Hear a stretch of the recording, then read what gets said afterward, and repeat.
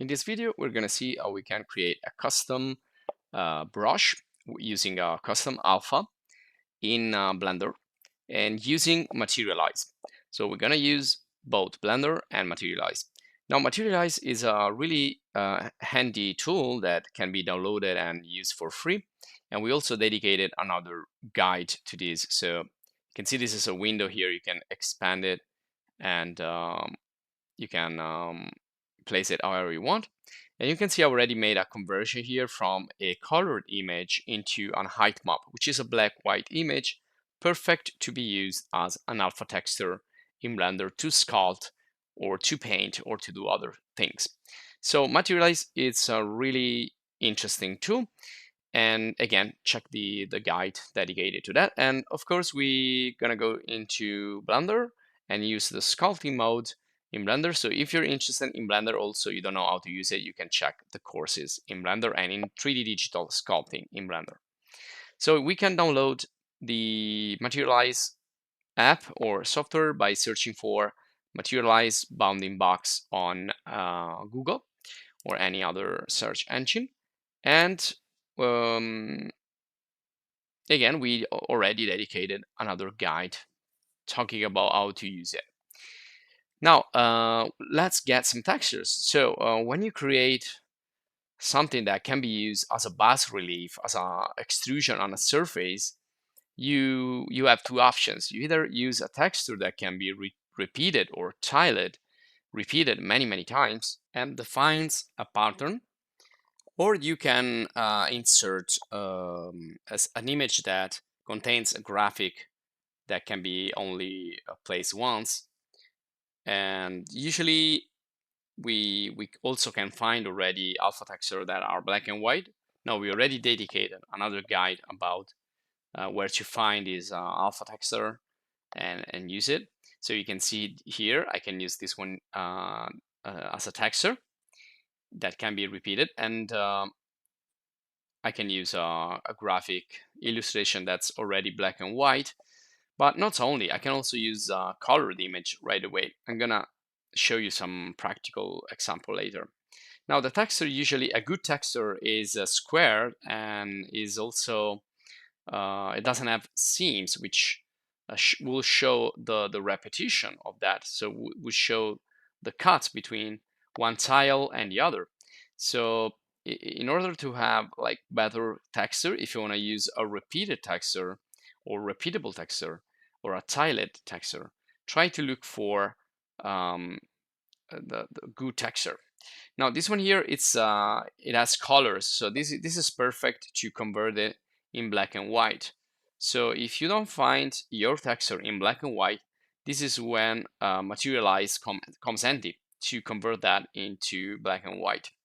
So if you want to be more precise, you can search for seamless, which means without seams, and these are better texture usually because they don't have cuts. So when you repeat them many times, when you do the tiling, you're not gonna see the cut between one tile and the other. So I've chosen a couple of texture here, but I'm not gonna use it, just to show you this one here. This is from Wikimedia, and apparently it doesn't have seams. And also this other one right here, you can use this. You can see it has colors. So again, you can change those colors into black and white and tell the software whether you want an extrusion or not. So black is will be non-extruded, white will be extruded. So it will appear as a relief on the 3D surface, as a 3D relief. So you have a lot of images that you can find in Google, but just search. And in terms of illustration, so something that cannot be tiled, or it's better if we place it once, one time only, so non-repeatable, not non-repeated. I've looked for here illustration and I found this tiger, which is really nice, and you can see the author here, and the license type is CC0 public domain. So just gonna save this in my folder, and I will convert it then in black and white. But this would work anyway. So you could work with colors. Converting it into black and white is just to manage everything, all the intensity of the black, the white, and the other colors. Now let's get back into, actually let's go into Materialize first. I'm gonna open up the window so we can see better. So we have an empty frame when you start in Materialize the first time, and we're gonna get the diffuse map. So we're gonna click on the All button, and we're gonna get the first image that we're gonna convert.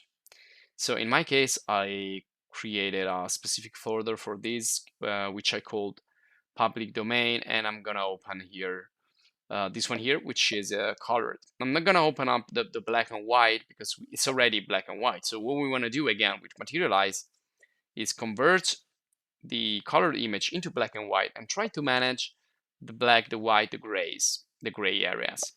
So once you click on open, it's gonna be there on the frame. And so we're gonna go now to height map, which is on the left, and we're gonna click on the create button to create the height map.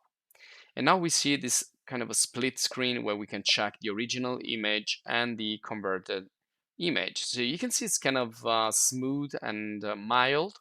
So if we want to exaggerate more, if we want to have more contrast, well, we need to work with that.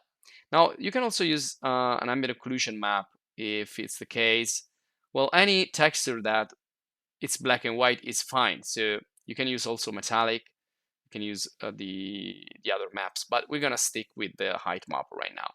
And with all these parameters right here, you can check the difference by using these little presets buttons right here. So you can click on the presets, or you can just work with the bars there. So, try to experiment a little bit.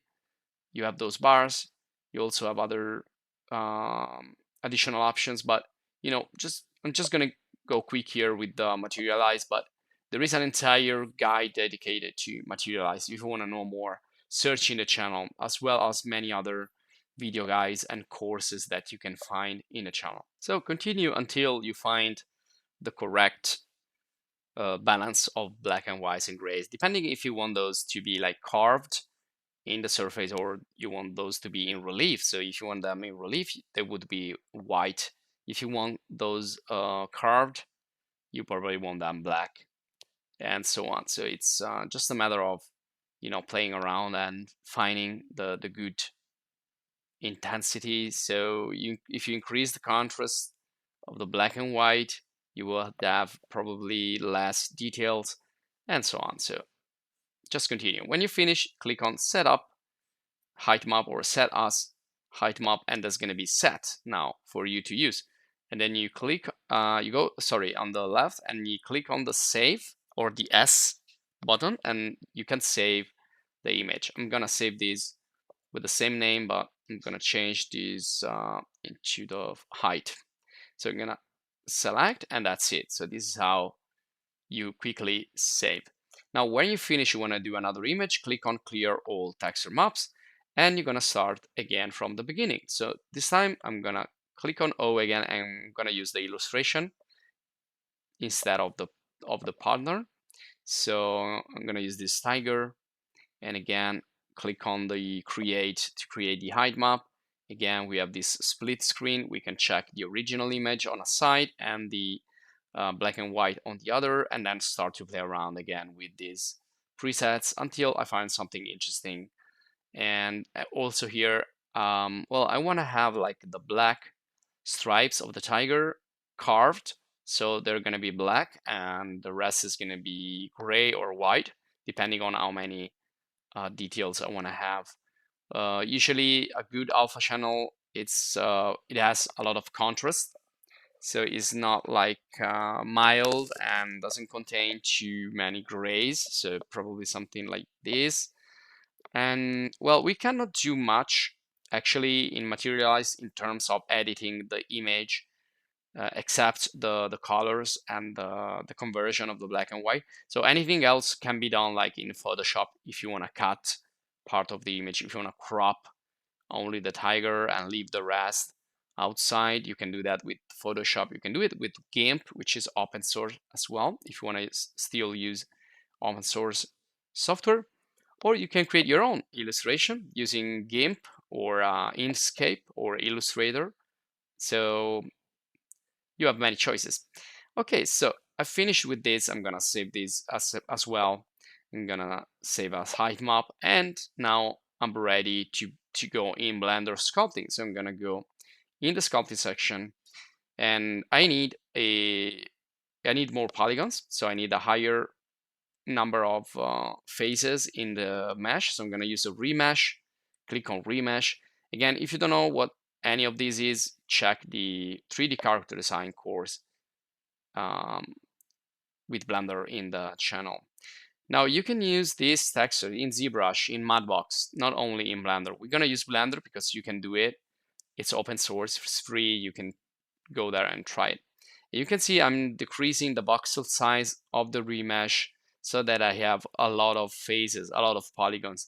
These are needed when you want to work with with fine details in any sculpting tool.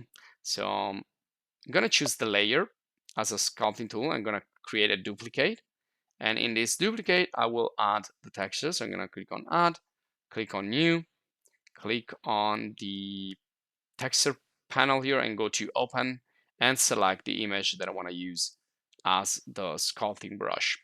And again, you find other guides similar to this talking about alpha texture in the same playlist that you're seeing right now, so in the Blender playlist.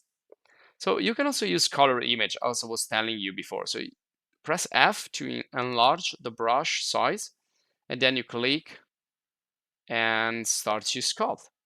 And if you have enough faces, you can see all those details.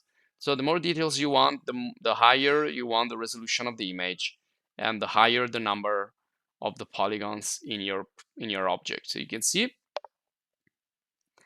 And now let's get the black and white. Usually black and white image work best than the colored image. So this is why I showed you how you can use Materialize.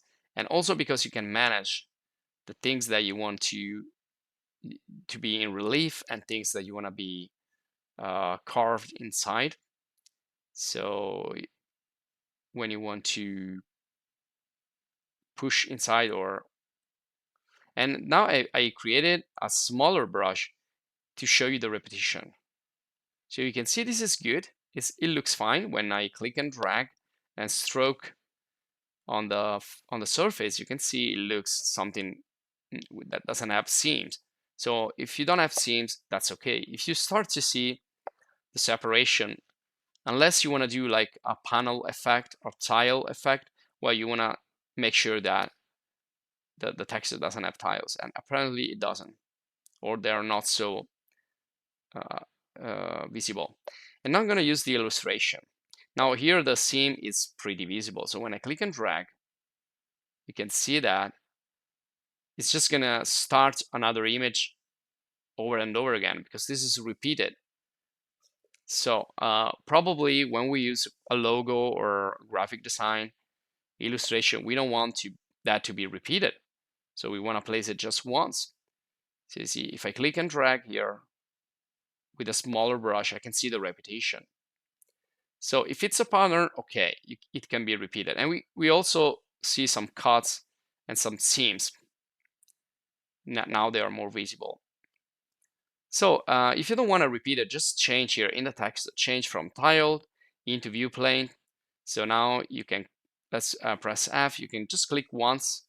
You don't need to click and drag or click more than once, and there you have your illustration carved on the surface of the cube.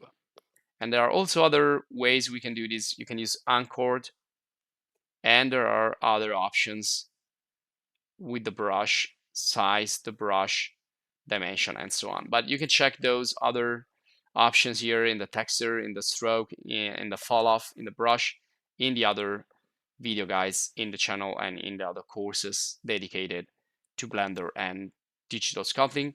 Again, check the 3D character design video course.